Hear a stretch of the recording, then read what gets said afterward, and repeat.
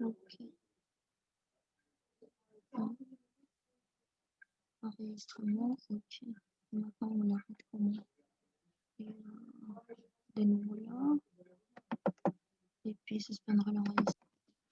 Ok, Nadira, super. Mais on est ravis de pouvoir contribuer à votre formation Graines de Paix et, en présentant le jeu qui a été quand même l'issue de 4-5 ans de collaboration maintenant, qui arrive à sa phase finale.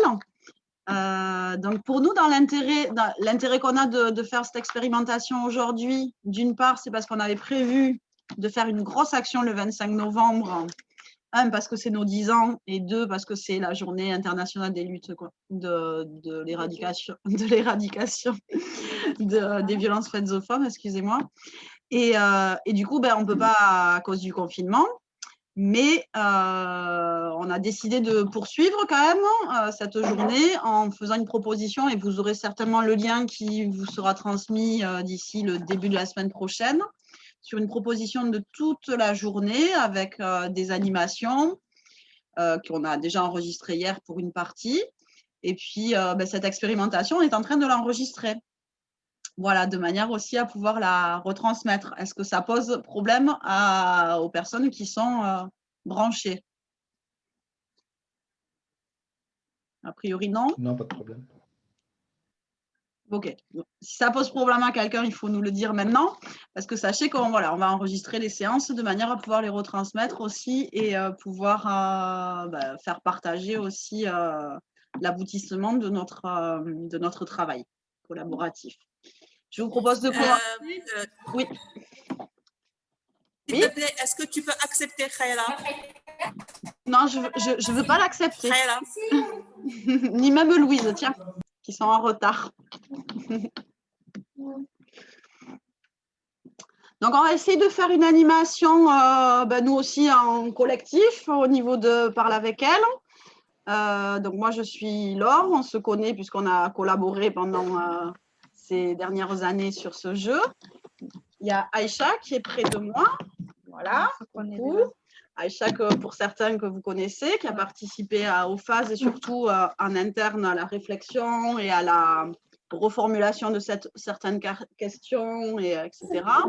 Nous avons Anna, qui vous a invité aujourd'hui. Bonjour. Voilà. Et nous avons Eden, qui participe également sur cette dernière phase de finalisation. Voilà, donc on va essayer de l'animer un petit peu en collectif. Alors, on va arrêter de parler, on va commencer. On a à peu près 1 heure devant nous. Est-ce que ça vous va? Ouais, ok. Allez, on y va. Oui. Salut, Kéra. Alors, voilà comment ça se présente. Salut, Laure, ça va? Ça va très bien, Kéra. Voilà, donc ça, c'est la catégorie « Le savais-tu ». Donc, on va commencer par cette catégorie à vous poser une question. Donc, je redis pour répondre, vous mettez le lever la main et ensuite, vous enclenchez la désactivation de votre micro. Alors, voilà, par exemple, vas-y, prends une carte. On y va. Hop, et la question est, qu'est-ce que la charge mentale? Vous voyez la question? Qu'est-ce que la charge mentale? Donc, voilà. Alors, théoriquement, cette carte, après, elle sera traduite en 4 langues. Hein, voilà, dans la phase finale. Donc, ceux qui ont envie de répondre, vous pouvez me faire un petit signe de main.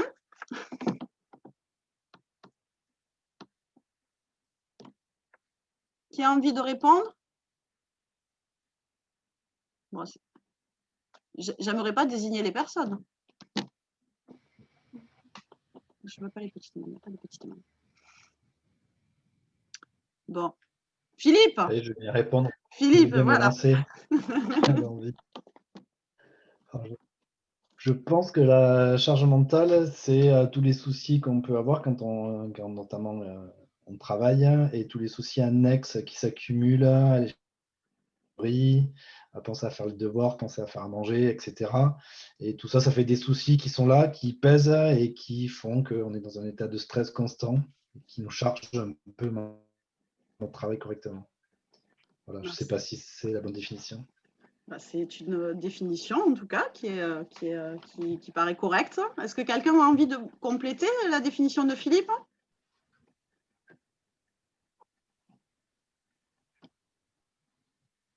Non?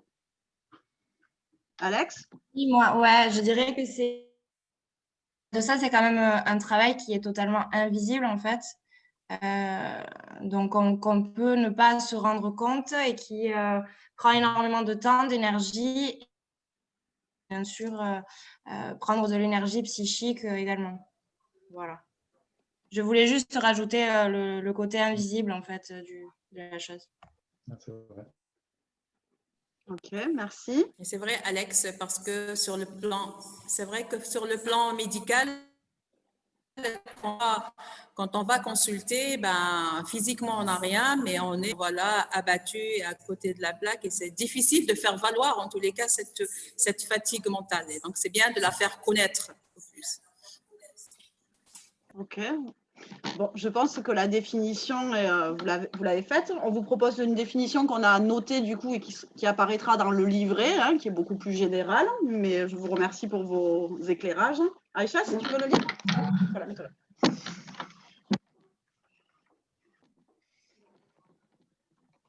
Alors, qu'est-ce que c'est que la charge mentale? La charge mentale québécoise, Nicolas Brie définit la charge mentale comme étant un travail constant, incontournable de gestion, d'organisation et de planification de la bonne marche de la maison. Stop.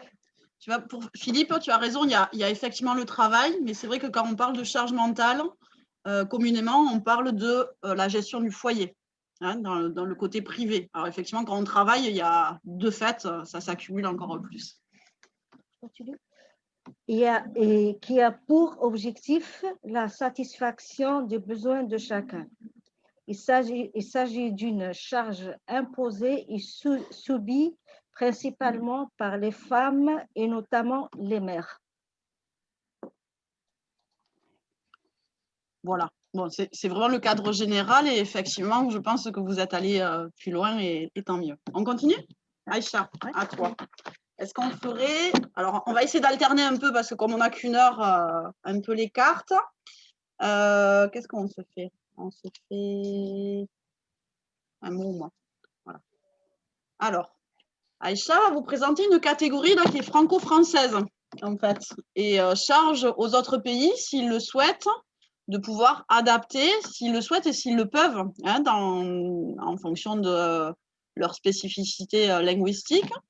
Donc, nous, on a trouvé que c'était important dans le langage en France, dans le français. Il y a quand même beaucoup de mots qui ont une connotation différente, notamment dans le fait s'ils sont masculins ou s'ils sont au féminin. Et donc, on voulait partager avec cela. Par exemple, Aïcha, là, du coup. Le mot au mot. Alors ça, c'est la catégorie. Elle est bonne. Et elle est bonne, comme dit Aïcha. Voilà.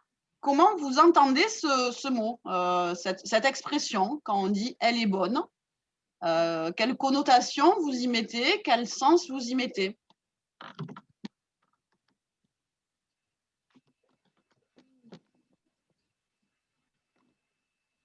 Qui veut répondre?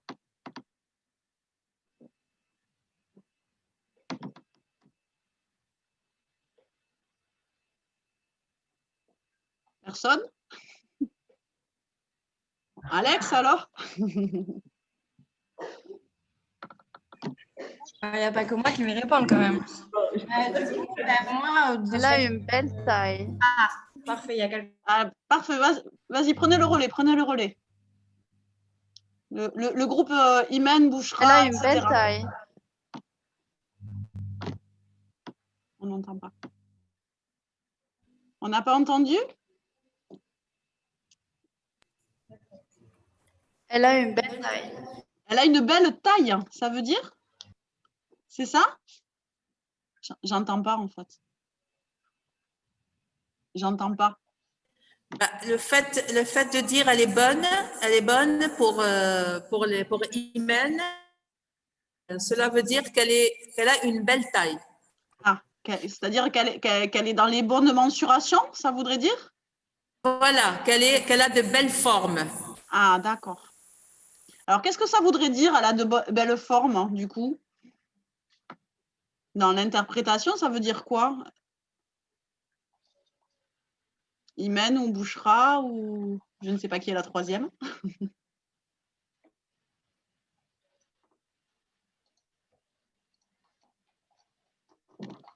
Bon, personne ne me répond. Est-ce que si on disait d'un garçon, il est bon, est-ce que ça aurait le même sens au masculin? Alex fait non, elle fait signe de non. Et vous les filles, vous en pensez quoi? Non, non, Philippe aussi, il dit non. Ça ne veut pas dire la même chose. Ça voudrait dire quoi un homme, quand on dit d'un homme, il est bon? Quelle interprétation on ferait? Il est généreux. Il est généreux. Ouais. Ah oui. Donc, on ne parle pas du physique, là, on parle d'une qualité humaine. D'accord. Bon, effectivement, hein, c'était... Au fait, Laure, c'est que même pas, on ne parle pas du physique. Moi, je vois plus profond que ça. C'est une connotation beaucoup plus sexuelle. Voilà, c'est un peu beaucoup plus profond que ça. Hein, que ça forme ou une belle taille ou quelque chose comme ça, mais c'est beaucoup plus voilà, une sensation sexuelle, une connotation sexuelle. Tout à fait. Je pense que ces jeunes femmes ont essayé de le dire joliment. Hein. Elle a une belle taille, mais effectivement, ça veut dire crûment, elle est bonne pour passer au lit. Hein. Elle est à mon goût, quoi. Voilà. Donc, il y a fortement une connotation sexuelle. Donc, voilà. Donc, ça, c'était la catégorie mots et mots. Et j'imagine que vous avez peut-être des effets de langage de cet ordre, peut-être, dans les autres langues. Alors maintenant, on va passer sur la catégorie « et si on en parlait ». Donc là, c'est un peu plus ouvert, d'accord? Alors, Eden, veux-tu tirer une carte? Hop. C'est Eden qui arrive.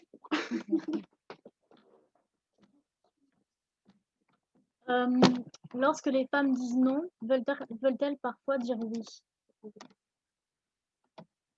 Je répète, lorsque les femmes disent non, veulent-elles parfois dire oui?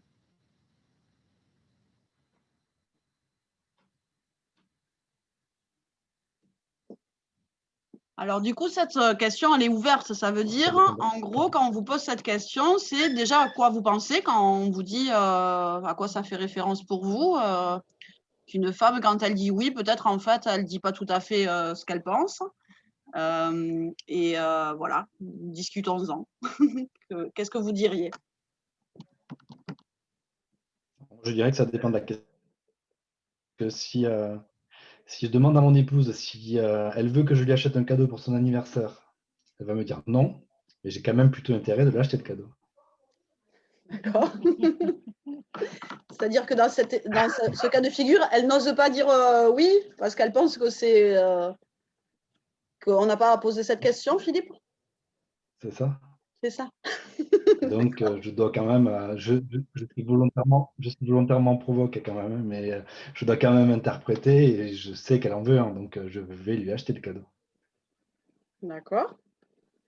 Et pourquoi elle ne dit pas oui directement? Je sais pas, de la timidité, je sais pas, elle n'ose pas. Et toi, si elle te demande la même chose, tu répondrais pareil? Je le laisserai choisir. D'accord. Et du coup, cette question, elle te fait penser à ce cas de figure. Est-ce que ça vous fait penser à d'autres cas de figure quand on dit ça? Quand les femmes disent non, veulent-ils parfois dire oui? Donc, Philippe, il dit oui, parfois, dans certains cas, dans un couple, il peut y avoir des non-dits. Ou en tout cas des jeux qui font qu'il paraît évident. Est-ce que ça voudrait dire que aussi on est coupé? On est coupé. Non. Non, on n'est pas coupé, mais je ne vous vois plus. On n'est pas coupé, c'est bon. Il y a Ah, Alex. très bien. Ben, moi, je ne vous vois plus. C'est magnifique. Ah, ça y est. Ça y est, ça y est. Voilà. Est-ce que ça voudrait dire, par exemple, d'après vous aussi, que les femmes, donc du coup, sont des personnes qui changent souvent d'avis, éventuellement, ou qui n'osent pas dire les choses?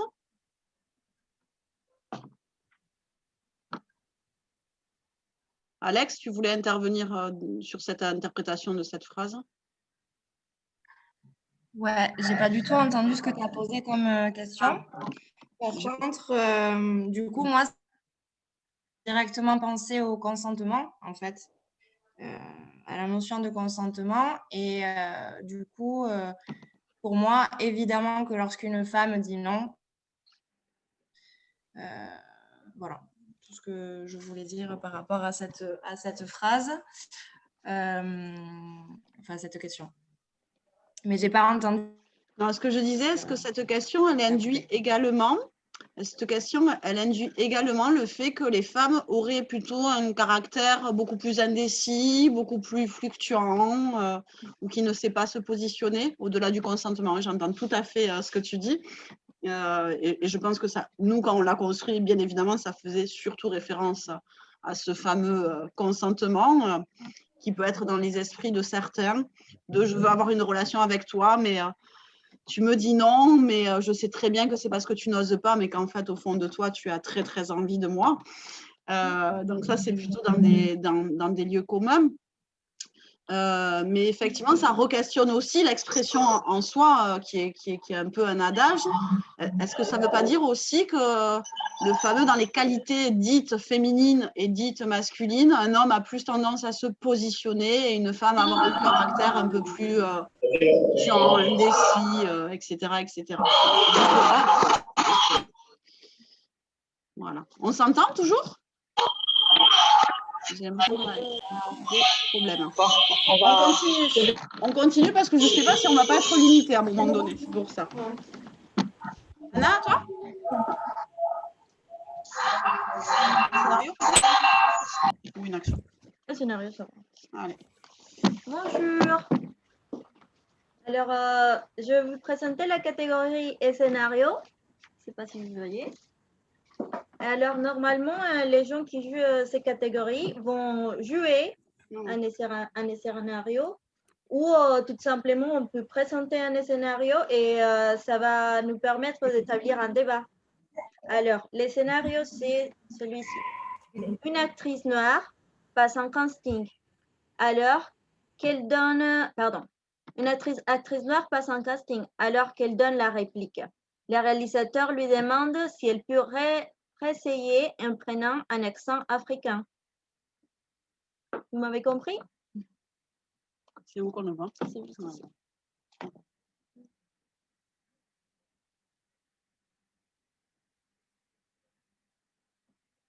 Est-ce que je rappelle le scénario ou vous m'avez bien compris? Est-ce que quelqu'un veut réagir?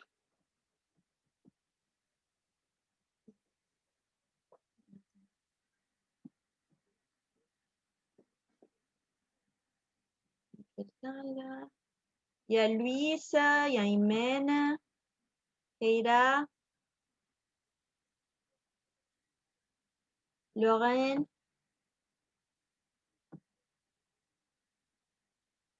Bon, autrement, on peut changer de scénario si vous n'êtes pas inspiré. Hein.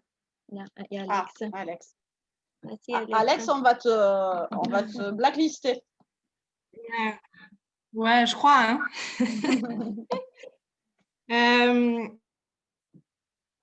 Ça me fait penser à deux difficultés, en fait. Déjà, premièrement, la discrimination.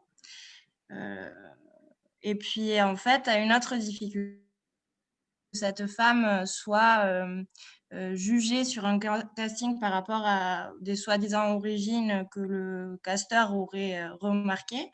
La deuxième, qu'elle est une femme, en fait. Parce que si je crois... Attends, remontre-moi là le... Ouais, super. Attends, laisse-le un peu plus, Anna, parce qu'il y en a qui vont pas. Oui. Du coup, voilà, en fait, le casseur, là, la juge lui demande de réessayer son essai, en fait, en prenant un accent africain. Donc, du coup, ouais, pour moi, il y a quelque chose de l'ordre de la discrimination à ce niveau-là. Et je pense que c'est le fait qu'elle soit une femme, tout simplement. Ok. Si quelqu'un d'autre veut participer?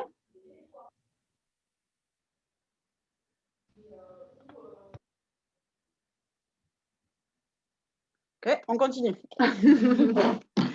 Alors, nous arrivons à la catégorie, on la voit, corps et sexualité.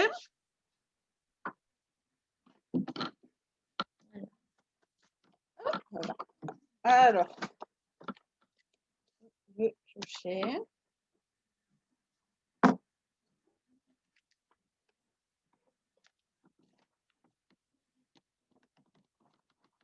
Je vous montre la question.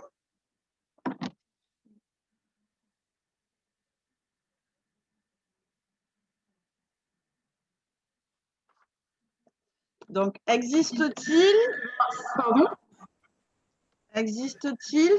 certains corps de femmes qui sont plus sexualisés que d'autres? Alors, chez nous, j'aimerais préciser, est-ce que vous m'entendez? Ouais.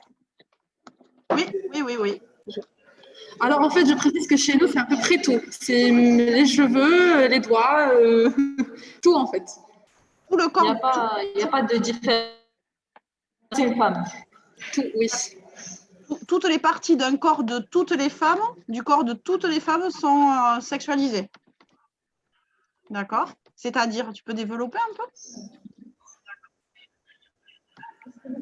Tout est attirant chez une femme, en gros. Oui.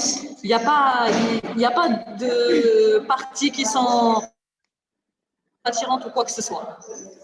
D'accord. Ok. Bien.